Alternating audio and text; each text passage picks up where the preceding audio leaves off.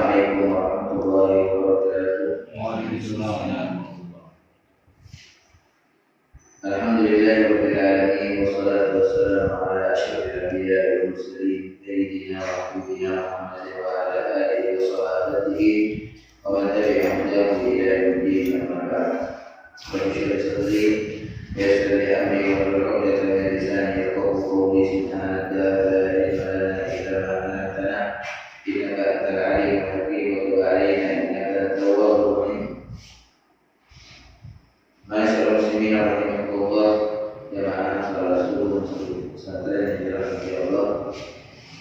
Mari kita panjatkan puji syukur kepada Allah Subhanahu wa taala karena dengan rahmatnya, dengan izinnya serta pertolongannya pada kesempatan ini kita bisa melaksanakan satu kegiatan yang mulia yang mudah-mudahan diridhai oleh Allah Subhanahu wa taala. Jika Allah Subhanahu wa taala menjadikan amal kita sebuah amal saleh di sisinya yang diterima oleh Allah Subhanahu wa taala. Amin ya rabbal alamin. Salawat dan salam pada junjungan kita Nabi Muhammad sallallahu alaihi wasallam, pada keluarga beliau, sahabat dan seluruh pengikutnya sampai akhir zaman. Ma'asyiral muslimin rahimakumullah. Kemarin kita sudah membaca bagaimana dosanya orang yang tidak mau berzakat, yang mencegah zakat, di mana harta yang tidak dizakati itu kemudian akan menjadi ancaman yang akan mengancamnya kelak, baik berupa apa yang dia simpan dari emas dan perak yang tidak dia zakati, di mana akan menjadi kepingan-kepingan yang akan membakar, menyetrika tubuhnya. Begitu juga dari binatang, di mana para binatang-binatang yang wajib dizakati kemudian tidak dizakatinya, ia akan dibangkitkan oleh Allah Subhanahu wa taala kelak untuk kemudian menjuduk dan menginjak-injak dengan kaki-kaki binatang itu kepada mereka-mereka yang memilikinya yang tidak mengeluarkan zakatnya. Pada pagi ini kita melanjutkan kajian hadis Bukhari seputar zakat. Bab yang akan kita bacakan pertama adalah bab ma utiya zakatuhu walaysa bikadzib, bahwa apa yang telah dilaksanakan zakatnya, harta yang sudah dikeluarkan zakatnya, walaysa bikadzib, maka ia bukan sebuah simpanan yang mengancam pemiliknya. Di qauli Nabi sallallahu alaihi wasallam, karena adanya sabda Rasulullah yang mengatakan laisa fi ma duna khamsati awaqin shadaqah, bahwa emas atau perak yang tidak mencapai nisabnya itu tidak terkena kewajiban sedekah. Ketika tidak terkena kewajiban sedekah terhadap emas, perak atau harta kita karena belum mencapai nisab, maka berarti juga tidak terkena ancaman, sebagaimana yang Allah Subhanahu wa taala firmankan, walladzina yaknizuna adh-dhahaba wal fiddata wa la yunfiqunaha fi sabilillah. Yaitu ancaman orang-orang yang menyimpan emas dan perak dan tidak mengeluarkannya, menginfakkannya di jalan Allah Subhanahu wa taala. Jadi tidak terkena ancaman tersebut manakala masih belum mencapai nisab. Mabasyiru bi'adzabin alim.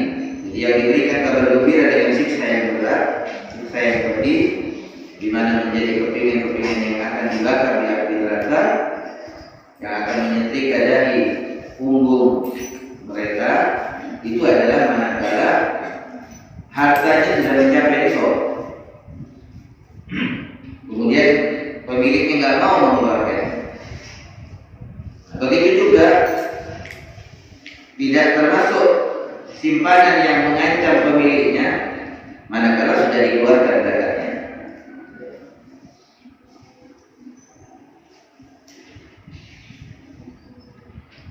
Waqala Ahmad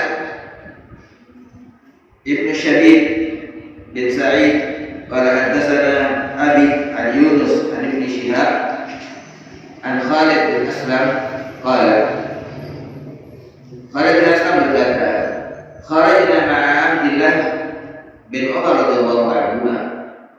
Kami keluar bersama Abdullah bin Umar radhiyallahu anhu.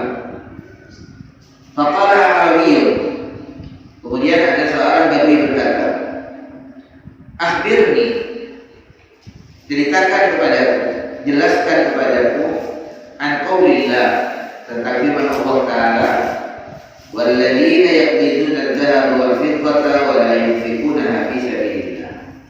Orang Badui itu bertanya tentang ayat ini. Orang-orang yang menyimpan emas dan perak kemudian tidak menginfakkannya di jalan Allah, fabasyirhum bi'adzabin alim, maka berikan kabar gembira kepada mereka dengan azab yang pedih. Qala Ibnu Umar, nah dijawab oleh Ibnu Umar, kata beliau, man kadzaha falam yu'addi zakataha fawailun lahu. Bahwa orang yang menyimpan harta, menyimpan emas dan perak atau lainnya, kemudian dia tidak mengeluarkan zakatnya, itulah fawailun lahu, maka celakalah baginya. Jadi jelas Ibnu Umar menafsirkan firman Allah Subhanahu wa taala bahwa simpanan yang diancam oleh Allah Ta'ala pelakunya itu adalah yang tidak dikeluarkan zakatnya, yang sudah mencapai nisab dan tidak dikeluarkan zakatnya. Innama kana hadza qabla an tunzal az-zakah. Ibnu Umar menjelaskan bahwa ayat ini ancaman bagi orang-orang yang menyimpan yang tidak mengeluarkannya di jalan Allah Subhanahu wa taala ini sebelum diturunkannya kewajiban zakat. Jadi sebelum adanya kewajiban zakat, memang orang nggak boleh menyimpan harta, nggak boleh orang menyimpan emas dan perak. Ya, falamma unzila, nah, ketika telah diturunkan kewajiban zakat, syariat zakat, ja'alallahu tuhran lil amwal, maka zakat itu kemudian dijadikan sebagai pensuci atau pembersih terhadap harta. Harta itu selama nggak dizakati dia menjadi kotor dan berbahaya. Nah, tapi setelah kemudian dizakatinya, kemudian dia menjadi bersih dan aman. Jadi kata Ibnu Umar, sebelum diturunkannya kewajiban zakat, orang nggak boleh menyimpan harta itu, nggak boleh. Nah, tapi setelah ada syariat zakat, maka zakat itu kemudian menjadi pembersih terhadap harta, sehingga boleh orang menyimpan setelah dikeluarkan zakatnya. Itu penjelasan dari Ibnu Umar terhadap pertanyaan yang datang dari seorang Badui. Riwayat yang kedua, qala haddatsana Ishaq bin Yazid, qala akhbarana Syu'aib bin Ishaq, qala al-Auza'i, akhbarani Yahya bin Abi Katsir anna Amr bin Yahya bin Umar akhbarahu an Abi Yahya bin Umar bin Abi Hasan annahu sami'a Abu Sa'id, bahwa dia mendengar Abu Sa'id radhiyallahu anhu berkata, qala Nabi sallallahu alaihi wasallam, qala Nabi sallallahu alaihi wasallam bersabda, laisa fima duna khamsati awaqin shadaqah, bahwa yang tidak mencapai nisabnya emas dan perak, yaitu 80 gram, ya 83 atau ya 80 gram, itu yang kalau nggak mencapai nisabnya maka tidak ada kewajiban sedekah, nggak ada kewajiban zakat. Walaysa fima duna khamsati zawjin sadaqah, walaysa fima duna khamsati awsuqin sadaqah. Begitu juga di dalam zakat-zakat yang lain, kalau belum mencapai nisabnya maka tidak ada kewajiban sedekah atau zakat. Nah, karena tidak ada dan belum terkena kewajiban zakat dalam harta yang belum mencapai nisab, maka berarti tidak ada ancaman, ya tidak ada ancaman bagi mereka yang memilikinya kemudian menjadi sebuah simpanan yang berbahaya, ya enggak, selama belum mencapai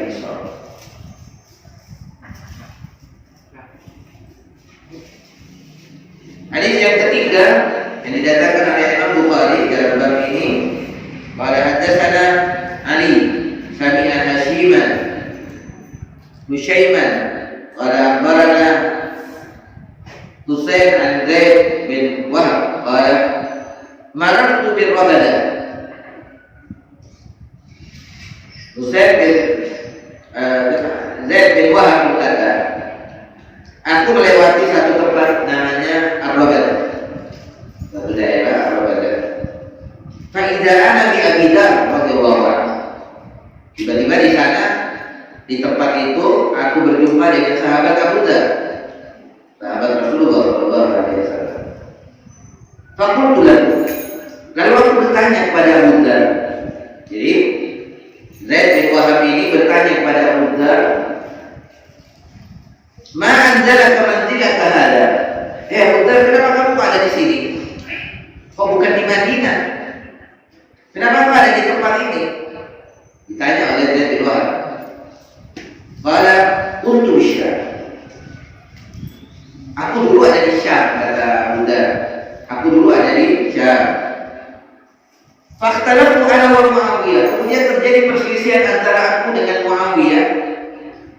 Perselisihan dalam firman Allah Ta'ala dalam ayat yang kita bacakan tadi, walladzina yaknizuna al-dhahaba wal fiddata wa la yunfiqunaha fi sabilillah. Aku dengan Muawiyah ketika aku berada di Syam, aku berselisih tentang ayat ini. Qala Muawiyah, kata Muawiyah, nazalat fi ahli kitab. Ini ayat turun kepada orang-orang ahli kitab. Kata Muawiyah, pendapatnya Muawiyah. Faqultu nazalat fina wa fihim. Tapi aku berpendapat, nah ini perselisihan yang terjadi antara Abu Dzar dengan Muawiyah. Aku berkata bahwa ayat ini turun berkenaan dengan ahli kitab dan kepada kita sekalian. Bahwa Allah Ta'ala mengancam orang yang nggak mau yang menyimpan harta itu. Diancam oleh Allah Subhanahu wa Ta'ala. Maka baini wa bainahu bidah. Itulah yang terjadi antara aku dengan dia dalam memahami ayat tersebut. Wa kataba ila Utsman yashkuni. Kemudian Muawiyah mengirim surat kepada Sayyidina Utsman. Ya, jadi Muawiyah adalah salah satu gubernurnya yang diangkat di Syam pada waktu itu, kemudian melaporkan kepada Sayyidina Utsman sebagai khalifah. Fakataba ilayya Utsman anibtu min Madinah. Kemudian aku disurati oleh Sayyidina Utsman. Sayyidina Utsman menyurati aku. Isi suratnya adalah agar aku datang ke Madinah. Faqadimtu. Akhirnya aku datang ke Madinah.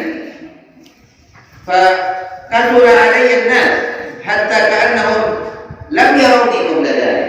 Banyak orang yang bertanya kepadaku saat itu, kenapa engkau ada di Rabadah? Ya.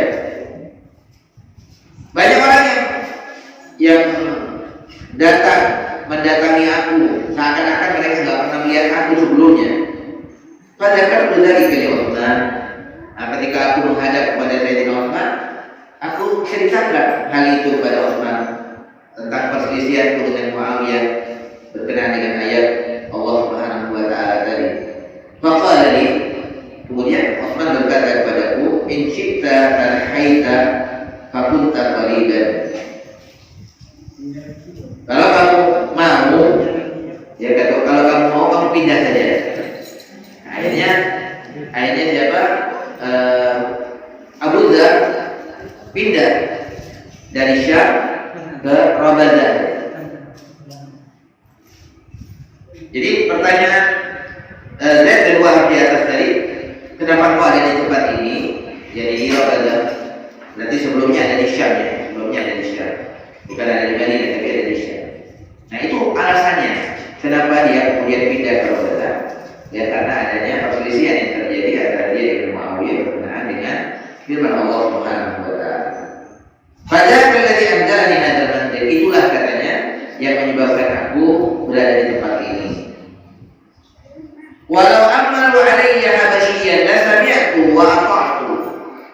Lalu ini pernyataan Abu Dzar, seandainya mereka mengangkat seorang pemimpin dari seorang Habasyi, seorang Ethiopia yang hitam, yang pesek hidupnya, ya, lah saya, aku pasti mendengarnya, aku pasti tunduk dan patuh kepada siapa saja yang diangkat sebagai pemimpin. Itu kata Abu Dzar. Nah, jamaah sekalian yang dirahmati Allah Subhanahu wa taala. Abu Dzar ini punya pemahaman yang berbeda. Ya. Abu Dzar sampai mengatakan dengan memahami ayat di atas, kata Abu Dzar, seandainya aku memiliki ma uhibbu annali mithlu uhudid dhahaban unfiquhu kullah. Kalau aku punya satu gunung Uhud emas, aku akan keluarkan semuanya di jalan Allah Subhanahu wa taala. Karena dalam pemahaman Abu Dzar, ini ayat tidak membolehkan orang menyimpan harta. Menurut Abu Dzar. Nah, sedangkan sahabat-sahabat yang lain, ya, tidak sependapat. Makanya oleh Sayyidina Utsman kemudian dia minta saja. Dia berpindah dari Syam ke tempat yang lain. Karena dia punya pendapat yang semacam itu. Sehingga Abu Dzar mengatakan, "Ma'uhibbuli annali mithla uhudid dhahaban unfiquhu kullah illa thalatha dananir." Kecuali yang aku sisakan hanya 3 dinar. Jadi dari satu gunung emas yang dia miliki, itu kata Abu Dzar akan aku keluarkan semuanya di jalan Allah, kecuali hanya 3 dinar yang akan aku simpan. Karena dia punya pemahaman semacam itu. Nah, tetapi pemahaman ummah, jumhurul ulama memahami ayat itu bahwa yang diancam itu orang yang menyimpan emas dan perak, yang diancam manakala pertama, ya, sudah mencapai nisab, kemudian dia tidak mengeluarkan zakatnya, itu yang diancam. Yang kedua yaitu adalah bahwa ketika sudah dikeluarkan zakatnya, maka bukan lagi sebuah ancaman bagi orang yang menyimpan emas dan perak setelah dia mengeluarkan zakatnya. Jadi Abu Dzar punya madhab tersendiri dalam bab ini. Dia punya madhab tersendiri dalam bab ini.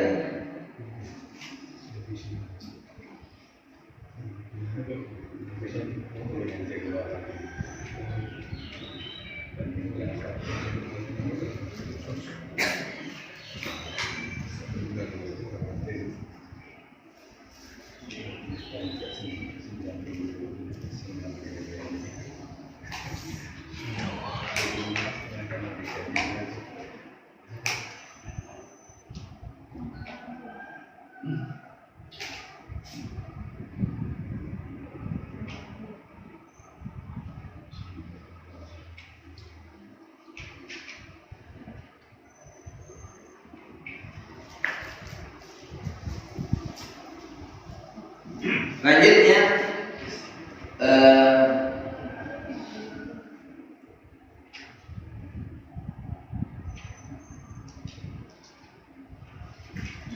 bab infaqil mal fi haqqi. Selanjutnya adalah bab infaqil mal fi haqqi. Bab yang menjelaskan tentang mendistribusikan harta itu pada tempatnya. Pendistribusian harta di jalan atau di tempatnya yang dibenarkan.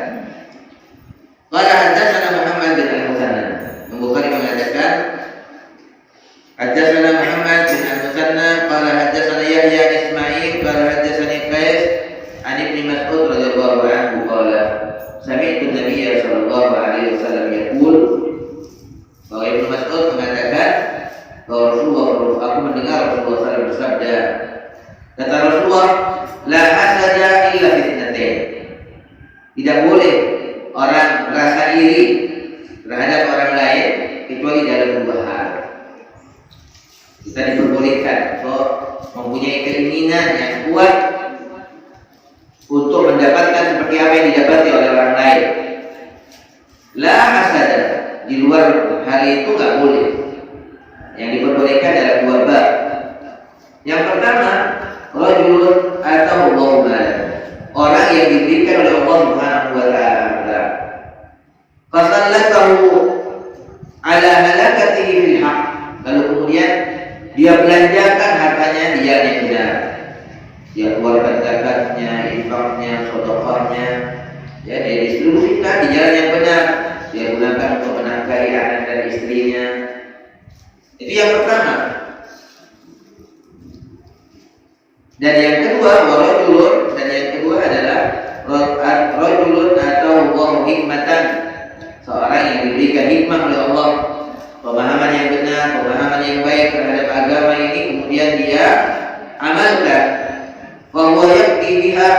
wa yu'allimuha, dia amalkan ilmu yang dia ketahui dan dia ajarkan kepada orang lain, dia sebarkan. Orang yang punya ilmu, yang menyebarkan ilmunya. Nah, ini juga yang patut kita semua punya rasa iri terhadap orang itu. Tapi dalam iri yang positif, bukan kemudian kita hasud dalam artian kita mengharapkan agar nikmat Allah Subhanahu wa taala yang ada pada orang itu hilang. Minimal akan lenyap dari dia, kemudian berpindah pada diri yang bukan. Tetapi iri yang positif di sini yang diperbolehkan adalah kita punya keinginan dalam hati kita ingin menjadi orang yang semacam itu agar dia bisa menginfakkan pula hartanya di jalan Allah Subhanahu wa taala, atau dia bisa menyebarkan ilmunya. Di masing-masing kita punya obsesi yang semacam itu, obsesi yang baik, agar semua di antara kita itu punya obsesi yang mulia, motivasi yang baik. Karena manusia itu memang ada manusia yang diberi oleh Allah Subhanahu wa taala harta, ya, dan dia juga diberi ilmu oleh Allah Subhanahu wa taala. Ada manusia yang hanya punya harta, nggak punya ilmu, ini berbahaya. Ada manusia yang punya ilmu tapi nggak punya harta, ini masih baik. Dia akan punya motivasi yang mulia. Orang punya ilmu nggak punya harta, pasti yang dia lihat adalah orang yang membelanjakan hartanya dengan benar. Maka motivasinya dia ingin punya harta seperti orang itu, sehingga dia bisa berbuat yang lebih baik mungkin, karena dia punya ilmu. Tapi yang istimewa kalau dia punya ilmu, dia punya harta, maka ilmunya akan menyelamatkan dia, menyelamatkan hartanya, karena dia akan mendistribusikannya di jalan Allah, di jalan-jalan kebaikan. Kalau dia punya harta, maka tentunya hartanya akan bermanfaat. Semakin banyak juga manfaatnya. Jika dikatakan oleh Nabi Sallallahu Alaihi Wasallam, "Ni'mal malis salih inda rajulis salih." Nabi mengatakan bahwa sebaik-baik harta itu ketika ada pada orang yang saleh. Nah, dari hadis ini jemaah sekalian yang dirahmati Allah Subhanahu wa taala, ini merupakan adallu dalil yang paling kuat bahwasanya ancaman bagi orang yang menyimpan harta itu bagi yang tidak mengeluarkannya di jalan Allah, yang tidak mengeluarkan zakatnya di jalan Allah Subhanahu wa taala. Al-wa'id, hadis al-wa'id, jadi hadis-hadis yang merupakan ancaman di atas tadi itu mahmulatun, ditafsirkan man la yu'addi zakat, orang yang tidak mengeluarkan zakat. Kalau dia mengeluarkan zakatnya aman, hartanya menjadi suci dan aman. Ya kalau dia mengeluarkan zakatnya. Wa amma hadis ma uhibbu anna liqut dhahaban fa mahmulun 'ala al-awwaliyah. Adapun hadis yang mengatakan, hadis riwayat Abu Dzar, apa yang dikatakan oleh Abu Dzar bahwa aku tidaklah menginginkan ketika aku punya harta satu gunung Uhud emas, pasti aku akan infakkan di jalan Allah. Nah, itu menunjukkan, ditafsirkan tentang aulawiyah. Ya. Aulawiyah artinya prioritas. Ditafsirkan akan prioritas. Jadi memang orang yang menyimpan hartanya boleh berapa saja setelah dia keluarkan zakatnya, ini boleh. Nah, tetapi apakah kemudian mana yang lebih baik dia juga mengeluarkannya, kecuali sedikit saja yang dia ambil dari hartanya untuk kebutuhan secukupnya sesuai dengan kebutuhannya. Nah, secara aulawiyah itu lebih diutamakan. Ya, lebih diutamakan. Lianna jama'al mal wa in kana mubahan. Kenapa? Karena persoalan harta itu sekalipun boleh, setelah dia keluarkan zakatnya dia boleh dia pegang hartanya, ya mubah, hukumnya nggak boleh. Nah, tetapi al-jami mas'ul, orang yang mengumpulkan nanti, yang mengumpulkan harta tadi, yang punya harta banyak, akan dipertanggungjawabkan di sisi Allah Subhanahu wa taala. Akan dimintakan pertanggungjawabannya. Jadi harta ini jemaah sekalian Allah, halalnya akan dipertanggungjawabkan, haramnya akan diadab, itu harta.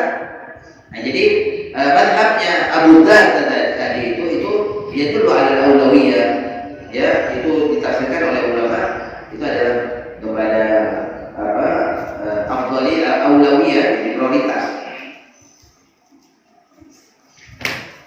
Jadi begitulah orang yang mengumpulkan harta walaupun tadi mubah hukumnya, tetapi orang yang mengumpulkan tadi akan ditanya. Wa fil muhasabah khatar, dan ketika ditanya nanti di hadapan Allah Subhanahu wa taala tentang harta yang dia miliki itu, ketika dihisab itu mengandung risiko besar. Ketika orang dihisab, seperti apa yang dikatakan oleh dalam sebuah riwayat itu, kalau orang dihisab pasti kena siksa. Lalu Sayyidah Aisyah mengatakan, lalu bagaimana dengan orang yang dihisab dengan hisab yang mudah?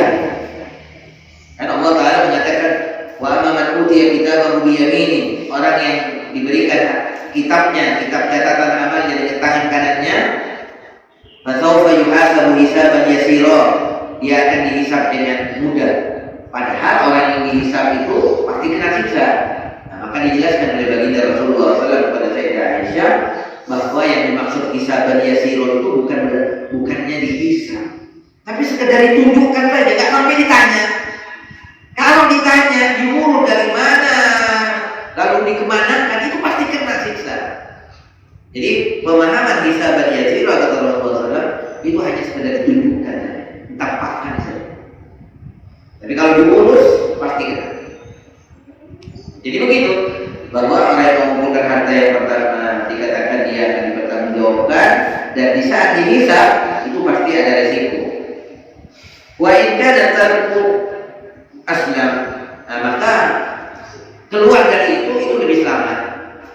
Berarti mazhabnya Abu Hurairah tidak menyimpan harta sama sekali, ya, kecuali yang dia miliki ya yang sudah secukupnya. Walaupun dia sudah keluarkan zakatnya tetap itu mazhabnya Abu Hurairah. Wa ma warada min at-targhib fi tahsilihi wa infaqihi fi haqqihi famahmulun ala man wasaqa bi annahu yajma'u min al-halal alladhi ya'man khatarul muhasabah alaih. Nah, sedangkan anjuran kita untuk mengumpulkan harta, jangan tujuan nantinya kita keluarkan di jalan Allah, ya kita bisa distribusikan harta itu. Nah, itu ditafsirkan pertama bagi orang yang memang dapat dipercaya bahwa dia mengumpulkannya dari barang yang halal. Itu yang harus dipastikan dulu. Kalau orang mau mengumpulkan harta sebanyak-banyaknya, itu pertama dia pastikan bahwa dia mengumpulkannya dari yang halal. Sehingga dengan demikian dia bisa aman dari bahaya, dari resiko bahaya hisab nanti. Fa'innahu idza anfaqahu harrama lahu thawab dari kadang al-muta'addi. Dengan demikian, ketika orang punya harta banyak, kemudian dia menginfakkannya, maka manfaat dari harta itu akan berlipat, bias, manfaatnya bias banyak sekali. Bukan hanya untuk dirinya, tapi untuk orang lain, bahkan juga mengalir untuk orang lain. Jadi manfaatnya menjadi manfaat yang laisa manfaat yang bukan manfaat yang qadir, yang hanya terbatas untuk dirinya, tapi bisa menjadi menular manfaatnya kepada yang lain. Wala yakata dzalik liman lam yahsul syai'. Nah, sedangkan orang yang tidak punya harta nggak bisa.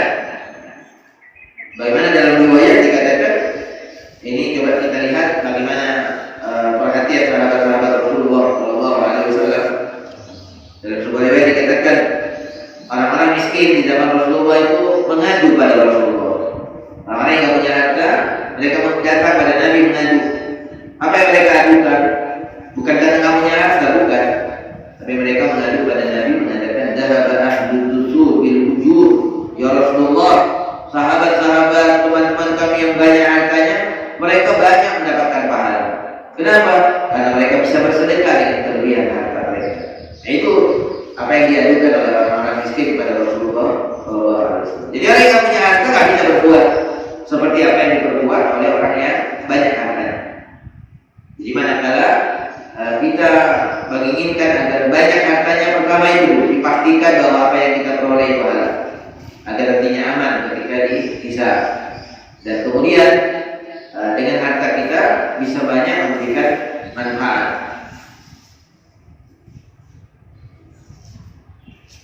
Dan di dalam hadis ini terdapat hujjah pula ala jawazi infaqi jami'il mal. Dalam hadis ini adalah merupakan sebuah dalil bolehnya orang menginfakkan semua hartanya. Wa baqi as-sihha wal khurud anhu bil kulliyah fi wuduhil bir. Jadi hadis ini bisa dijadikan dasar pula bolehnya seseorang mengeluarkan seluruh hartanya di jalan-jalan kebaikan. Tapi dengan catatan yang diperbolehkan tadi, ma lam yuaddi ila hirmanil waris wa lam yadzalika mimma mana'a minhu syara'. Ya, selama tidak kemudian menyebabkan ahli warisnya itu tercegah untuk mendapatkan hartanya. Artinya kalau dia lihat ahli warisnya sudah mapan, ya anak-anaknya sudah mapan, kemudian dia termasuk orang yang juga banyak hartanya, nggak apa-apa dia keluarkan semuanya misalnya di masa hidupnya ya. Bukan dia wasiatkan, bukan. Kalau wasiat memang nggak boleh dilaksanakan. Kalau orang berwasiat, nanti saya kalau mati semua harta saya berikan ke masjid, maka nggak boleh dilaksanakan seluruhnya. Yang boleh hanya sepertiganya, ya dari apa yang dia wasiatkan yang boleh dikeluarkan. Tapi misalnya dia banyak harta dan anak-anaknya juga banyak harta, ya nggak apa-apa orang tua kemudian menginfakkan di masa hidupnya, di masa dia masih sehat, segar, dia infakkan di jalan Allah Subhanahu wa taala seluruhnya boleh. Dalilnya adalah hadis ini.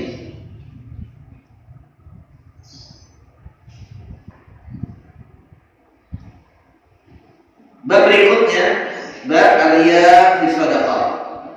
Nah, bab yang menjelaskan tentang riya di dalam bersedekah. Allah Subhanahu wa taala berfirman di dalam Al-Qur'an, A'udzu billahi minasyaitonir rajim. Ya ayyuhalladzina amanu, wahai orang yang beriman. Orang yang beriman kepada Allah, beriman kepada Rasulullah sallallahu alaihi wasallam, beriman pada hari akhirat, ya bahwa ada hari akhirat dan semuanya akan dibangkitkan. Ini yang diajak bicara oleh Allah kan, orang-orang mukmin. Ya ayyuhalladzina amanu la tubtilu shadaqatikum. Jangan kalian rusak pahala sedekah kalian. Jangan kalian batalkan sedekahatikum, sedekah kalian, maknanya adalah pahalanya jangan kalian rusak. Dengan apa? Apa yang bisa merusak terhadap pahala sedekah? Bil manni wal adha. Dengan menyebut-nyebut sedekah kalian dan dengan cara menyakiti orang yang kita beri. Keduanya bisa merusak terhadap pahala sedekah kita.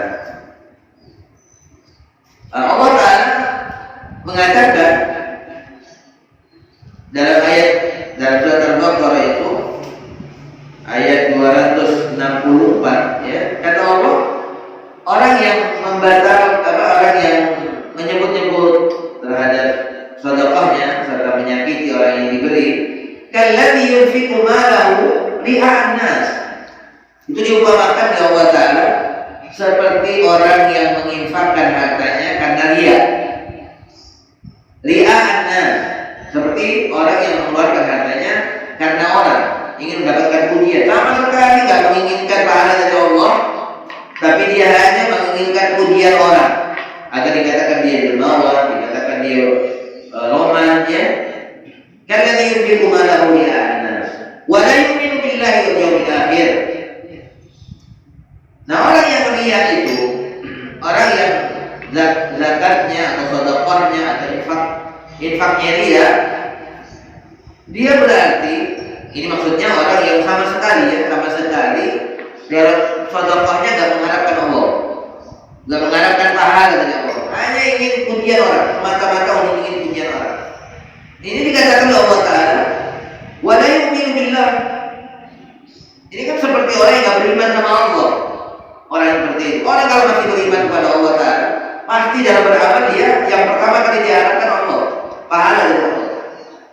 Tapi kalau murni dia nggak ada keinginan pahala dari Allah, yang dia inginkan hanya semata-mata pujian dari manusia, itu dikatakan Allah Ta'ala wala yu'minu billah. Jadi sebenarnya nggak beriman sama Allah Ta'ala, nggak beriman kepada hari akhirat. yang dia lakukan semata-mata hanya untuk manusia. Kalladhi yunfiqu ria'ana wa la yu'minu billahi wal yawmil akhir. Lah kata Allah Ta'ala dalam ayat tersebut, famathaluhu kamathali safwanin alaihi turabun. Perumpamaan yang semacam ini, orang yang menginfakkan karena riya hartanya, itu diumpamakan oleh Allah Ta'ala kamathali safwan. Safwan itu artinya batu yang licin, ya, batu yang keras, yang licin, alaihi turab, kemudian di atas batu itu ada abu, ada tanah. Lalu fa'asabahu wabilun, datang hujan yang keras, air yang keras, hujan yang deras, fatarakahu salda. Kemudian ketika kena air itu batu yang licin yang di atasnya ada abu, maka menjadi tanpa bekas lagi. Ya, akan hilang semua abunya kena air. Fa'asabahu wabilun fatarakahu salda, maka kemudian tidak menyisakan sedikit pun dari abu. Nah, seperti itu orang yang dia itu digambarkan semacam itu oleh Allah Subhanahu wa Ta'ala. Hilang semuanya, sampai bekas sedikit pun hilang. Jadi diumpamakan ini misalnya batu, ya, batu yang licin, kita kasih tanah, kemudian kita kasih air yang keras. Apakah kemudian akan tersisa itu? Tidak ada. Fatarakahu salda, maka air itu tidak meninggalkan sedikit pun dari sisa abu yang ada di atas batu. La yaqdiruna ala syai'in mimma kasabu. Akhirnya apa? Kata Allah Subhanahu wa Ta'ala, nanti di akhirat orang yang ria itu, kata Allah Ta'ala, la yaqdiruna ala syai'in, akan mendapatkan sedikit pun dari pahala itu ada. Mimma kasabu, dari apa yang dia amalkan, dari apa yang dia lakukan itu, dari sedekahnya. Orang yang ria sama sekali nanti nggak akan dapat apa-apa.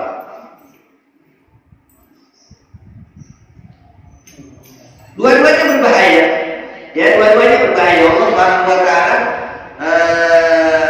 informasikan kepada kita sekalian. Ini kan pertama Allah mengatakan jangan kamu melakukan alman, menyebut-nyebut sedekah kamu. Jangan kamu menyakiti. Ini perbuatan yang merusak. Begitu juga ria. Makanya dua-duanya berbahaya. Ya, orang yang ria dalam bersedekah berbahaya, bisa nggak mendapatkan apa-apa. La yaqdiruna ala syai'in mimma kasabu, kata Allah. Jadi mereka nggak mendapatkan apa-apa nanti dari pahala sedekahnya, dari apa yang mereka lakukan. La yaqdiruna ala syai'in.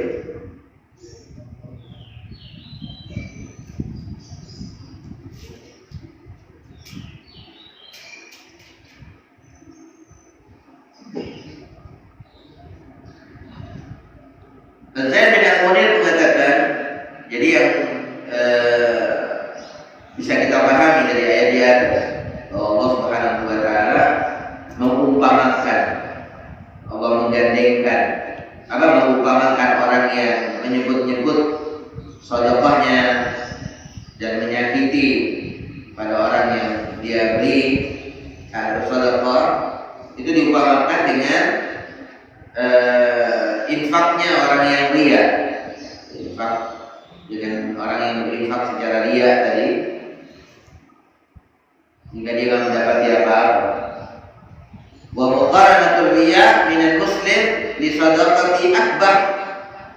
Nah, dan tentu bahwa ria itu dari seorang muslim dalam sedekahnya itu lebih buruk, ya, lebih jelek. Min muqaranatil idah, dibandingkan dia menyakiti.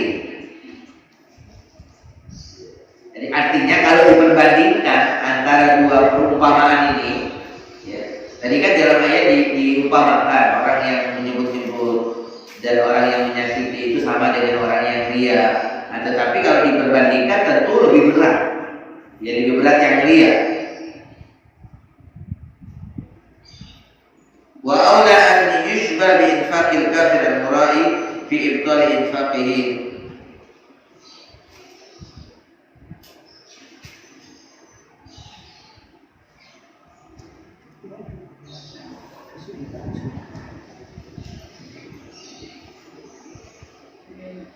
ولما كان الإنفاق رياء من غير المؤمن ظاهرا في إبطال الصدقة شبه به الإبطال بالمن والأذى أي حالة هؤلاء في الإبطال كحالة هؤلاء هذا من حيث الجملة. Jadi secara garis besar bahwa infak yang datang dari seorang yang bukan mukmin, orang kafir misalnya, orang yang bukan orang yang beriman kepada Allah Subhanahu wa taala, tentu kan dia infaknya pasti dia. Kalau orang kafir berinfak pasti dia. Kenapa? Jadi yang diharapkan di sisi Allah taala kan pasti dia. Nah, itu membatalkan terhadap sedekahnya. Karena kekafirannya, karena riyanya membatalkan. Nah, lalu kemudian hal itu dijadikan perumpamaan oleh Allah Subhanahu wa taala dengan orang yang mengeluarkan hartanya, menyebut-nyebut sedekahnya dan yang menyakiti. Artinya apa? Allah menyamakan keadaan orang yang kafir, yang tidak beriman kepada Allah dan hari akhirat, yang infaknya riya untuk manusia, itu keadaan orang tersebut diumpamakan oleh Allah, disamakan oleh Allah Ta'ala dengan keadaan orang yang bersedekah kemudian disebut-nyebut sedekahnya, dan juga diumpamakan keadaannya seperti keadaan orang yang menyakiti saat bersedekah.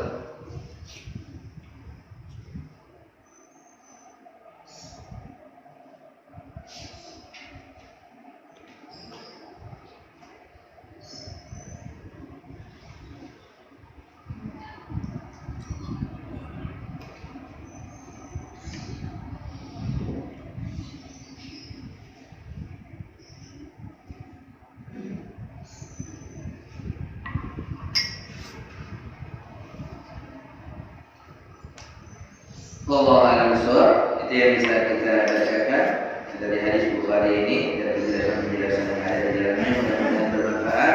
Mudah-mudahan Allah memberikan taufik kepada kita sekalian untuk kemudian bisa mengamalkan apa yang kita ketahui.